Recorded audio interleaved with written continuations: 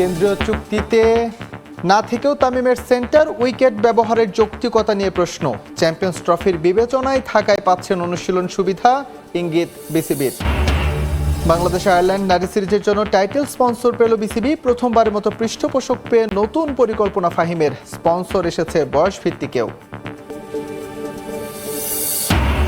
নতুন ফরম্যাটে ৩ ডিসেম্বর থেকে শুরু এবারে ফেডারেশন কাপ। নকআউট পর্বে থাকবে কোয়ালিফায়ার্স এবং এলিমিনেটর রাউন্ড। একই গ্রুপে আবাহনী মোহামেডান। সবাই টি-20তে ঝুঁকছে, যে কারণে সাদা পোশাকে পরিণত ক্রিকেটার মিলছে কম। সোজা সাপটা বললেন নির্বাচক আব্দুর রাজ্জাক। মাশরাফি সাকিবদের রিপ্লেসমেন্টও যে পাইপলাইনে নেই, সেটাই উঠে এসছে তার কথায়। জাতীয় ক্রিকেট লিগে ক্রিকেটারদের আরও ফোকাস থাকার বার্তা দিলেন সাবেক এই অর্থোডক্স স্পিনার। রাজ্জাক মনে করেন ওয়েস্ট ইন্ডিজের টেস্ট সিরিজে দারুণ কিছু করতে পারে বাংলাদেশ। সাইফুল রূপকের সবাই টি-20 খেলার জন্য খুবই উদ্গ্রীব।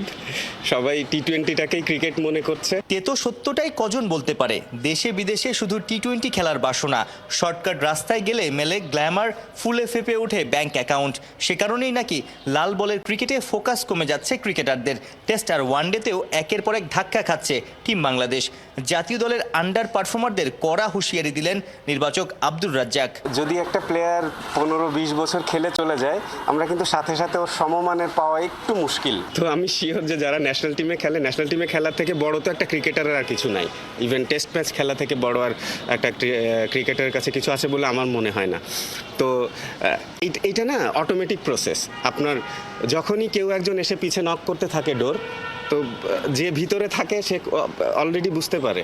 তো আমার কিছু করা লাগবে না, এটা কিন্তু সিস্টেমেই হয়ে যাবে যে সে যদি গুড ইনাফ হয়, যে নক করছে সে চলে আসবে, যে ভিতরে আছে সে অটোমেটিক্যালি বাইরে চলে যাবে যদি এইভাবে কন্টিনিউ করতে থাকে। পাকিস্তানে ঐতিহাসিক টেস্ট সিরিজ জয়টা পেছনে পড়ে গেছে ভারত আর সাউথ আফ্রিকার বিপক্ষে বড় হারে। জাতীয় ক্রিকেট লিগের মান নিয়েও নানা সময় প্রশ্ন উঠেছে। কোয়ালিটি ক্রিকেট আর ক্রিকেটারদের ঘাটতির কারণে অতীতে এনসিএল এর পারফর্মাররাও টেস্ট ক্রিকেটে নেমে চোখে সর্ষে ফুল দেখেছে। এবার কি লিগে খেলার মানে কোনো পরিবর্তন এসেছে? এনসিএল এর খেলা, কাউন্টি ক্রিকেট বলেন, অস্ট্রেলিয়ার ফার্স্ট ক্লাস। কি আবারও আন্তর্জাতিক ক্রিকেটে ফিরছেন তামিম ইকবাল? ক্রিকেট বোর্ডের কর্মকর্তাদের কথাতে তেমনই ইঙ্গিত।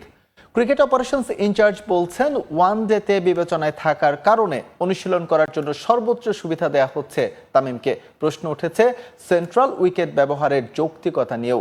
জাতীয় দল থেকে 1 বছরের বেশি সময় ধরে বাইরে তামিম। গত বছরের সেপ্টেম্বরে শেষবার দেশের হয়ে এই মাঠে খেলেন তামিম। এরপর থেকেই হোম অফ ক্রিকেটই তার প্র্যাকটিস গ্রাউন্ড। ইনডোর জিম থেকে সেন্ট্রাল উইকেট, সবখানে অবাধ বিচরণ। যদিও বিসিবির গঠনতন্ত্র বলছে হোম অফ ক্রিকেটের ফ্যাসিলিটিস কেবল কেন্দ্রীয় চুক্তির ক্রিকেটারদের জন্য। বিশেষ বিবেচনায় সেখানে অনুশীলনের সুযোগ পেতে পারে এইচপি কিংবা এ দল। এছাড়া ব্যক্তিগত অনুশীলনের প্রয়োজন হলে নিজ খরচে বিকল্প খুঁজে নেওয়ার পরামর্শও দেয়া হয়েছে ক্রিকেট বোর্ডের পক্ষ থেকে। এটা একটা টেস্ট ভেন্যু, এখানে মেইন পিচ কিভাবে পায় একজন যে কোনো এসে ইন্ডিভিজুয়াল। আমি এখন মোটামুটি বছরে 1 কোটি টাকা ইনকাম করি, আমি কেন নিজের প্র্যাকটিসের ব্যবস্থা করে নেই না? তবে সে পরামর্শ খাটে না তামিম ইকবালের ক্ষেত্রে। খান সাহেবের জন্য বিশেষ ব্যবস্থার কারণ বিসিবির পরিকল্পনা। এখনো ওয়ানডে টিমের বিবেচনায় আছেন এই ওপেনার। তামিম ইকবালকে এখন তুমি কোন ক্যাটাগরিতে ফেলবা? উনি সেন্ট্রাল কন্ট্রাক্টে নাই, এই বছর নাই, but he might come back না। ফর্মার ক্যাপ্টেন তামিম ইকবাল কিছুদিন আগে ন্যাশনাল টিমের ক্যাপ্টেন ছিল এবং he might come back to the one day squad if he is fit. 17 বছরের ক্যারিয়ার, দেশকে নেতৃত্ব দেওয়ার অতীত, সব মিলিয়ে বিসিবির এতটুকু সুবিধা পেতেই পারেন তামিম। তবে প্রশ্ন উঠেছে সেন্ট্রাল উইকেটের ব্যবহার নিয়ে। এমনিতেই ম্যাচের ব্যস্ততায় যাচ্ছে তাই অবস্থা এই ভেন্যুর উইকেটের। কালে ভদ্রে যতটুকু বিশ্রাম মেলে সেখানে ব্যক্তিগত অনুশীলনকে চরম বিলাসিতাই বলা চলে। একটা দেশের মূল ভেন্যুর উইকেটে এমন ব্যক্তিগত অনুশীলনের নজির বিরল। প্রায় 2 মাস পর মাঠে ফিরছেন সাকিব আল হাসান। আবুধাবি টি10-এ কাল থেকে খেলবেন বাংলা টাইগার্সের হয়ে। উদ্বোধনী দিনের দ্বিতীয় ম্যাচে রাত 8:15টায় স্যাম্প আর্মির বিপক্ষে মাঠে নামবে তার দল। অষ্টম আসরের জন্য নিজেকে প্রস্তুত করছেন সাকিব আল হাসান। আবুধাবির শেখ জায়েদ স্টেডিয়ামে করছেন অনুশীলন। সেপ্টেম্বরে ভারতের বিপক্ষে টেস্ট সিরিজে সবশেষ খেলতে নেমেছিলেন। দক্ষিণ আফ্রিকার বিপক্ষে ঢাকা টেস্ট দিয়ে লাল বলে ক্যারিয়ারের ইতি টানার ইচ্ছা থাকলেও উদ্ভূত পরিস্থিতিতে সেটা সম্ভব হয়নি। ফুটবলের খবর জানাবে এবার নতুন ফরম্যাটে। এবার শুরু হচ্ছে ফেডারেশন কাপ। ক্রিকেটের মতো যোগ হচ্ছে কোয়ালিফায়ার এবং এলিমিনেটর। আর গ্রুপ পর্বে একই সাথে দেখা হবে আবাহনী মোহামেডানের। তবে 3 ডিসেম্বর এই টুর্নামেন্ট শুরুর আগে শুক্রবার মৌসুম শুরু হবে চ্যালেঞ্জ কাপ দিয়ে। দেরিতে হলেও অবশেষে শুরু হচ্ছে ঘরোয়া ফুটবল মৌসুম। মাঝে সরকারের পর ক্ষমতার পরিবর্তন এসেছে ফেডারেশনেও। নতুন একাধিক টুর্নামেন্ট চালুর ইচ্ছা থাকলেও শেষ পর্যন্ত সংকোচন নীতিতে বাফুফে। বাদ পড়েছে স্বাধীনতা কাপ, যোগ হচ্ছে 1 ম্যাচের চ্যালেঞ্জ কাপ। শুক্রবার যেখানে খেলবে লিগ চ্যাম্পিয়ন বসুন্ধরা কিংস ও রানার্স আপ মোহামেডান। তবে সবার আগে আনুষ্ঠানিকতা ফেডারেশন কাপ ড্রয়ের মাধ্যমে 3 ডিসেম্বর যা মাঠে গড়াবে। মাঝে শুরু হবে বাংলাদেশ প্রিমিয়ার লিগ। ফেড কাপের ড্রতেও চমক। একই গ্রুপে 2 চির প্রতিদ্বন্দ্বী আবাহনী মোহামেডান, বি গ্রুপে তাদের সঙ্গী চট্টগ্রাম আবাহনী, রহমতগঞ্জ ও ফকিরের পুল। এই গ্রুপে বর্তমান চ্যাম্পিয়ন বসুন্ধরা কিংসের প্রতিপক্ষ পুলিশ, ফর্টিজ এফসি, ব্রাদার্স ও ওয়ান্ডারার্স। কুমিল্লায়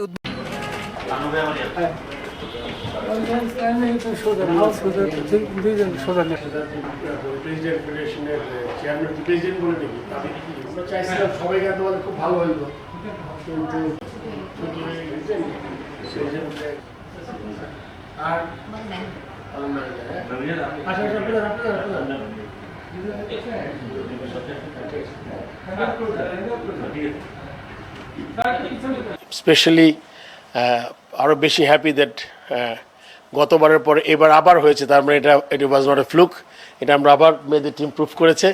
so I am extremely happy and আমরা আশা করি সবসময় আমরা this is just a small token just to let them know, বা আমাদের ফুটবল টিমকে যে আমরা we want to be a part of it, and Bangladesh হিসেবে আমরা কতটা প্রাউড বানিয়েছেন আমাদের, শুধু আমাদের সবাইকে, পুরো দেশকে, যাতে তারা যেভাবে আমাদের একত্রিত করেছে, জন্য আমরা খুবই গর্বিত এবং তাদের আবার ধন্যবাদ জানাচ্ছি। আমি আশা করব ফুটবল ফেডারেশনের নতুন সভাপতি তার নেতৃত্বে আরও এগিয়ে যাবে এবং আরও কিছু আপনার নতুন নতুন পরিকল্পনা গ্রহণ করে যাতে আমরা আরও এরকম ট্রফি নিয়ে আসতে পারি আমাদের জন্য।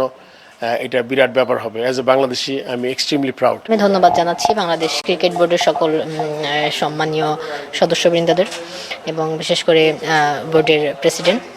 আর এটা আসলে আমরা গতবার সাফের পরেও ক্রিকেট বোর্ড আমাদের পাশে ছিলেন এবং যেটা স্যার একটুকে বললেন যে দিন শেষে হচ্ছে আমরা স্পোর্টসটাকে এগিয়ে নিয়ে যাওয়ার হচ্ছে পেছন থেকে তাদেরকে মোটিভেট করার জন্য।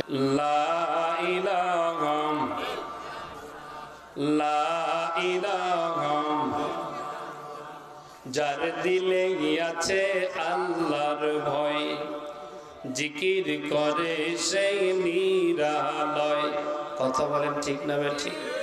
যার দিলে আছে আল্লাহর ভয়, জিকির করে সেই নিরালয়। আহারে নিদ্রা ভালো লাগে না, আহারে নিদ্রা ভালো লাগে না, লাগে শুধু ইল্লাল্লাহ। জোরে জোরে লা ইলাহা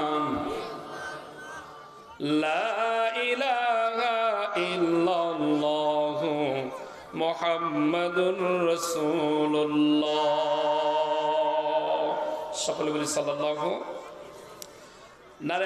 নায়েবুল্লাহ শেখ নুরানি হাফিজা ও কওমি মহিলা মাদ্রাসার উর্দুকে হাফিজা ছাত্রীদের বোরকা প্রদান উপলক্ষে ৬ষ্ঠ বার্ষিকী এক বিশাল তাফসীরুল কোরআন মাহফিলের সম্মানিত